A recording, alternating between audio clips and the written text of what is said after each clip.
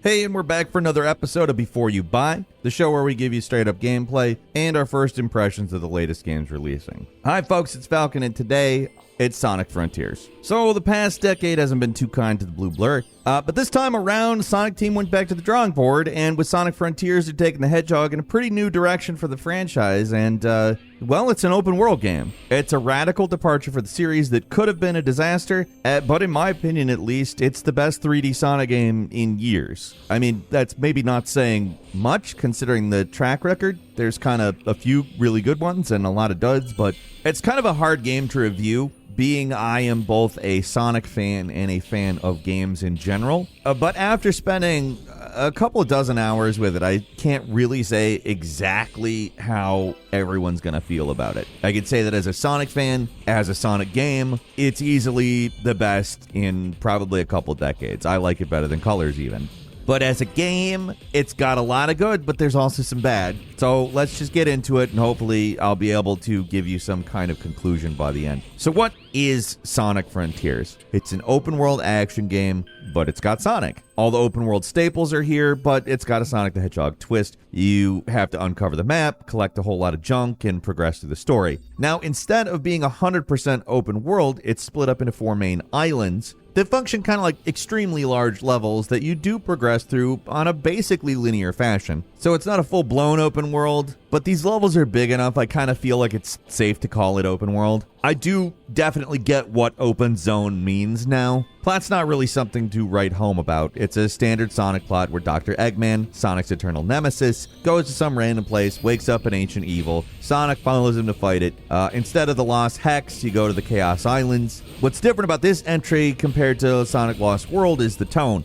Sonic Frontiers has kind of a melancholy tone that's unusual for a Sonic game, even though the story is pretty bog standard and mostly told through static talking scenes that aren't super interesting. The fact that they're a little more serious is an interesting choice. I don't know if I consider it super effective. I'm kind of a person who doesn't care whether Sonic is serious or goofy, because either way he's a big blue talking hedgehog. But also forget that. You can probably see from the footage that the game doesn't look incredible. The first world looks kind of like a Windows XP wallpaper with some Sonic stuff all over the place, to the point where sometimes it's even a little unpleasant looking. It doesn't help that the game has a pretty natural color palette to it, so you end up seeing a lot of browns, beiges, grays, and half the time it's kind of dark, so it looks even more murky. There are moments and views where the game looks really nice, but a lot of the time it looks kind of dull. I'll say the more time you spend with it, the less it really sticks out. In some ways, it matches the tone of the game, and after a while it kind of makes sense, but that doesn't mean that it looks incredible. So this footage is from a PS5, but you can kind of tell that this was basically made for the Switch Up. The landscapes are kind of barren looking, but what I really want to call some attention to is the pop-in here. Just running around on the island, you notice tons of level assets just popping right in the most inelegant way possible. They did nothing to hide it. Like, they could have put some kind of digital effect over the stuff that's popping in. I mean, the game is about cyberspace, so it would have been excusable, but they just basically have giant floating structures pop out of nowhere like it's Nintendo 64, except without any fog whatsoever. But again, that's not really a prime concern either. The visuals aren't great, no, at least most of the time. But the gameplay, pretty improved from previous entries. If you go back and play around with Sonic Forces, you're like, oh wow, how is open world movement gonna work in Frontiers? But, you know, I don't know if Sonic has ever felt this good to control. Sonic Adventure was janky. The boost games, although they have their charms, still have jankiness to them. And although this isn't perfect, it feels solid and consistent, and you kind of know what's going to happen when you're trying to do it. It never really throws the whole, and you know what I'm talking about here if you've played a Sonic game, I don't know why that happened thing at you. That doesn't happen a whole lot. Speed is the name of the game when you're talking about Sonic, and Sonic Team, for whatever reason, has always struggled with that. They made up Sonic, created these amazing 2D Sonic games based on speed and momentum, and for some reason, after they moved to 3D, they just could not figure out what to do with it. So, I'm not going to say that that's entirely fixed here, but I will say, wow, is it better. At the start of the game, you select your difficulty, which also gives you the option to play in action style or high speed style. So it's basically slow mode or fast mode. If you play in the confusingly named action mode, Sonic is slow as molasses. I don't know why this is here. It seems like they thought maybe it would be too fast for some people, but if you're playing a Sonic game, I don't get that. Action style it's too slow for getting around the world they created here. It never feels right, so it's pretty much pointless. So don't play that mode. It makes no sense. I know there's going to be some contrarian out there that says it's the superior mode. It's how to experience Sonic Frontiers. But that is a contrarian opinion, and I refuse to accept anything out other than that. So, big world, move around. What can you do? This is a collectathon. It's pretty much the tried and true 3D platformer mode of operation. I mean, even Super Mario Odyssey is a collectathon, so you pick stuff up. You got to get various things. For instance, portal gears, which generally drop from enemies. You have to use those to unlock portals to cyberspace, which are fun, but they're not like real Sonic stages. They're kind of more like obstacle courses from Mario Sunshine. Music is great in them, though. Keep that in mind. They're kind of window dressing. They keep the same level themes. They're just new versions of obstacle course. It's not something I would call good or bad. I think it's kind of the Sonic Frontiers version of Shrines, because there is an inevitable Breath of the Wild comparison to a lot of this stuff. You end up completing objectives in these cyber stages. That unlocks keys. You need keys to get the 7 Chaos Emeralds, which then lets you take on the giant Titan boss from that area. Along the way, you progress the plot by talking to one of Sonic's buddies, who will only talk to you if you've collected enough memory objects in the open world, and those are basically all over the place. So to talk to your friends, sometimes the game expects you to collect like hundreds of weird objects, and they're common, don't get me wrong. It's not as bad as it sounds, but it can be a little annoying. It is an open world game, so it does have those Assassin's Creed viewpoints. Pretty painless, though. To reveal the map, you complete these challenges, which are mercifully short and generally pretty easy. And probably actually one of the strongest elements of Frontiers is how it has your standard open world elements. But with Sonic, it all becomes so much faster and therefore significantly more fun. The map is dotted with a bunch of markers, but most of these little collectibles and areas can be completed in minutes, sometimes even seconds, so you're always making progress. And even though every level is kind of the same in structure, you get cogs, you get keys, you get emeralds, it doesn't feel tedious, at least for a while. Once you've seen the tricks that the game has, it does start to drag a little at the half point. For a Sonic game, pretty long. Took more than 15 hours to finish, and that's basically giving up on the final map. I was a little checked out at that point, so instead of playing the game as intended, I was kind of just trying to finish it for the sake of reviewing it. I do intend to play it in a more slow, deliberate fashion later, so that should tell you that it's worth the time at least. Also, yeah, Big the Cat is back. There's fishing. You can catch a bunch of fish. The fishing minigame, not hard. And using the fishing minigame, you can get mystery tokens, which is what you spend to do the fishing minigame. And after getting a ton of fishing points, you go to the store, you buy all the collectibles you need, and then you can skip everything if you want. You can buy cogs, keys, memory items directly from the fishing shop.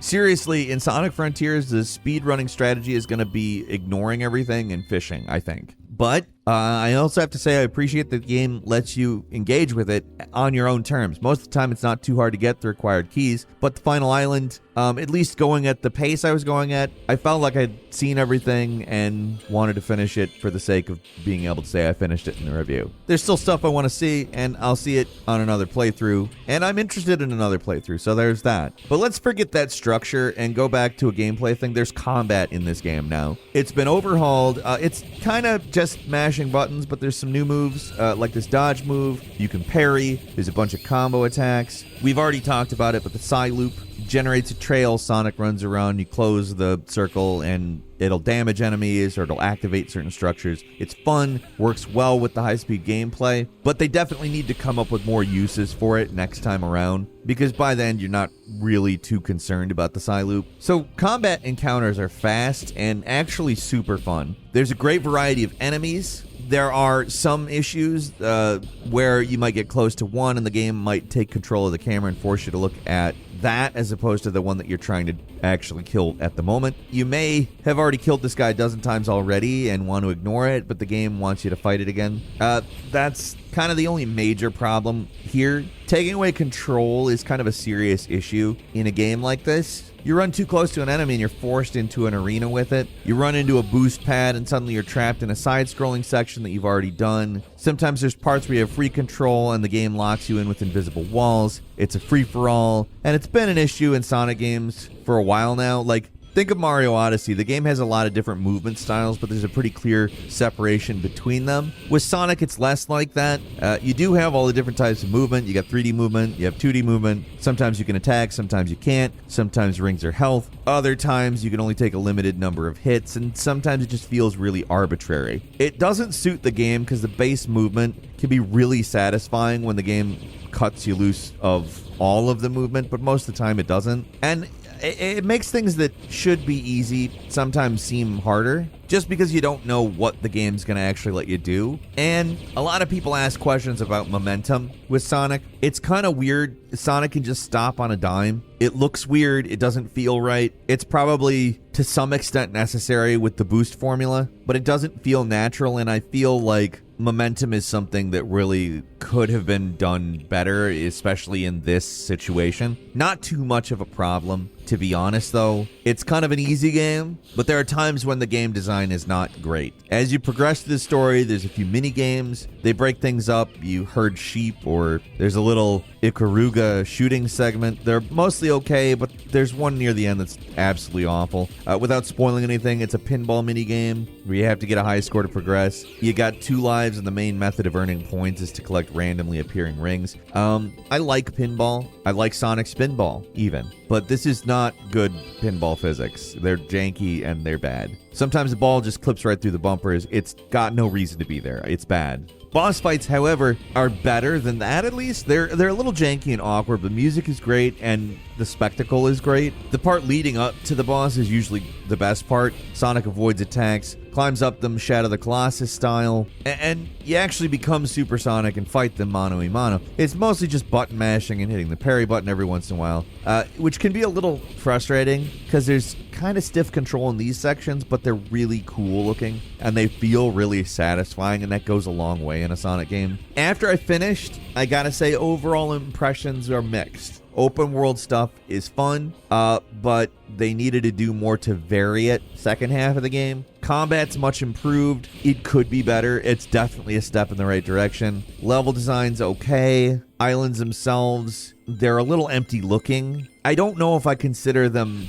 bad in terms of play because they do accommodate speed pretty well, but I also feel like there could have been more done. And for all of the nitpicks I've got here, Sonic Frontiers is a good game. I had a lot of fun with it. For most of the game, I was having a great time running around, collecting junk and beating up enemies. For the niche of people who like 3D Sonic and compulsively collect crap, this is the game for you. And as far as 3D Sonic games go, it's the best one we've seen in a very long time. It's not Sonic Mania, because Sonic Mania is a perfect 2D Sonic game. But this game is somehow better than the sum of its parts. There's gonna be stuff that you go, oh, but it's not going to be often or intense enough to make you hate it, unless you just hate open world games. So if that's a thing, I don't know how you're going to like this. In terms of what Sega's done here, they said they wanted to put forward a new type of Sonic game and define what they're doing in the future. That's exactly, in my opinion, what they did here.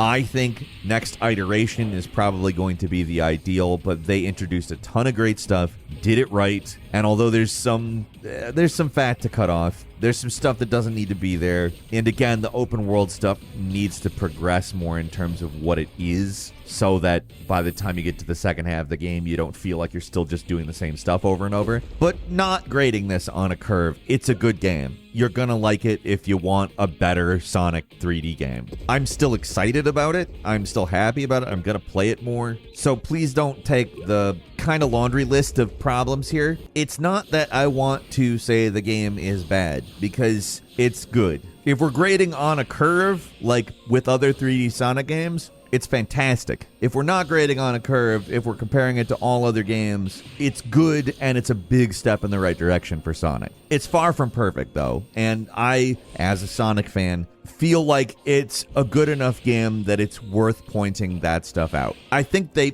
basically figured out 3D Sonic though. I will say that. And I think that a lot of people are going to play it and like it, and I'm happy Sonic Team finally got their crap together and put together a good 3D Sonic game. What do you think, though? Leave us a comment. Let us know. If you like this video, click like. If you're not subscribed, now's a great time to do so. We upload brand new videos every day of the week. Best way to see them first is, of course, a subscription, so click subscribe. Don't forget to enable notifications, and as always, we thank you very much for watching this video. I'm Falcon. You can follow me on Twitter, @FalconTheHero. We'll see you next time, right here on gameranx. Nice work, soldiers. Now let's link up with the main force.